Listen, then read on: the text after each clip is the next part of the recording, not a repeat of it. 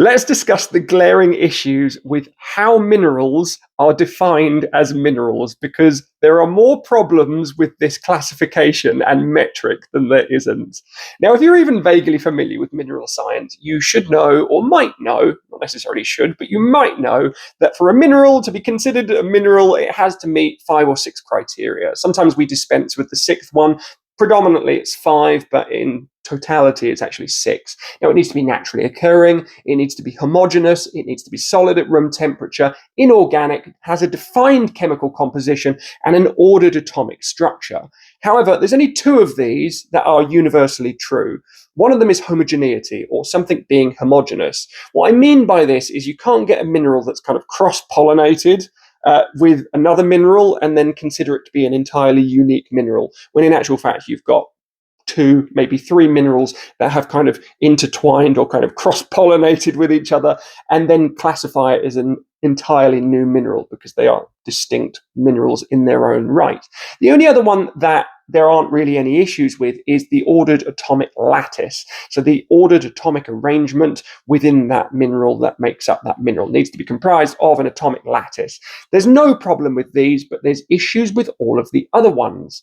Now, the first one is going to be naturally occurring.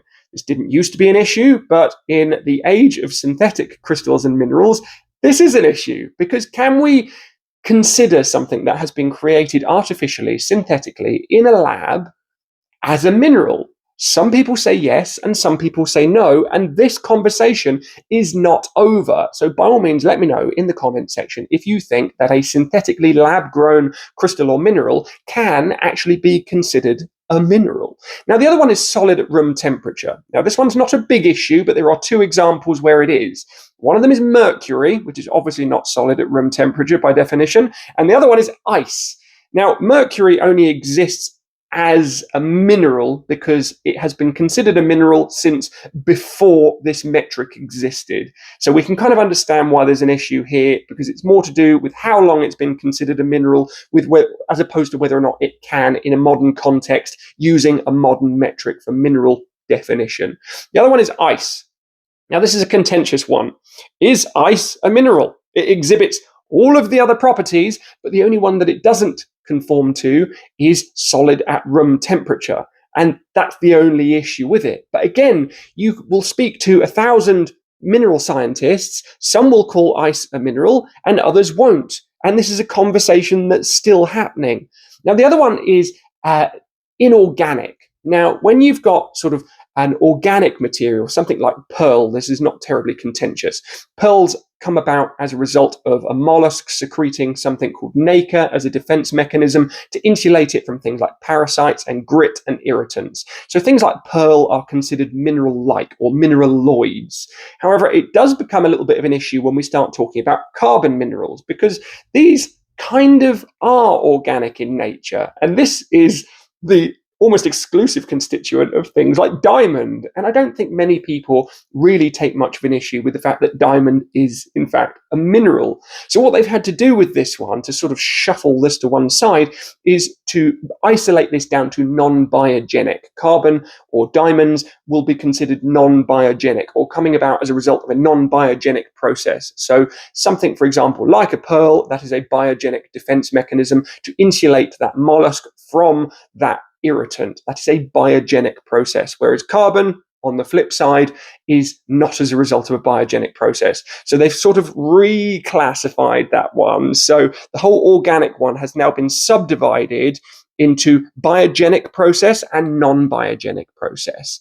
Now, the other one that's an issue, this is the last one, which is the defined chemical composition. Now, this one's a little bit more complicated, because if you take materials like olivine, which is an extremely abundant silicate mineral that hardly anyone is going to really argue with when it comes to classifying it or referring to it as a mineral, we need to take into account that olivine is what's known as a solid state solution, or SSS.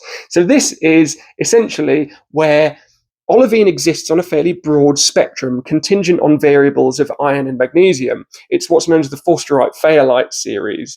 So olivine isn't one sort of uniform thing. It's sort of a spectrum, if you will. And this spectrum is contingent on variable amounts of iron and magnesium. So olivine, by definition, doesn't have a clearly defined chemical composition, but is still nonetheless considered to be a mineral. So to classify something as a mineral, it's always been that we have to use this 5 or 6 criteria. The only one that often gets deducted is homogeneity, because that's vaguely axiomatic. But there is problems with at least 4 of these. So I'm very interested to know in the comments section, is ice a mineral? Is mercury really a mineral? Because obviously at the same time it's a native element. Is there really an issue with synthetic crystals being referred to as minerals? Let me know your opinion in the comments section, because this is a list we've used for a long time, but it's nonetheless a very flawed list.